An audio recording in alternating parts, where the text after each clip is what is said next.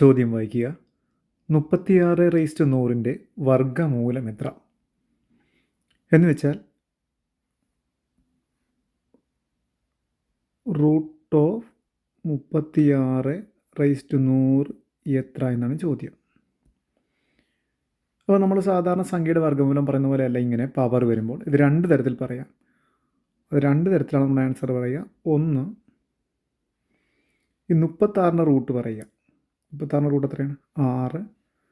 ആ പവർ അങ്ങനെ തന്നെ ഇട്ട് പറയാം, 6/100 എന്ന് പറയാം. രണ്ടാമത്തത് 36നെ അങ്ങനെ തന്നെ നിർത്തുക, ഈ 100ൻ്റെ റൂട്ടല്ല 100ൻ്റെ പകുതി പറയും. ഇങ്ങനെയാണ് രണ്ട് തരത്തിൽ ഈ വർഗ്ഗമൂലം പറയുന്നത്. 36/50. അപ്പം നമുക്കവിടെ ആൻസറാണ് 36/50.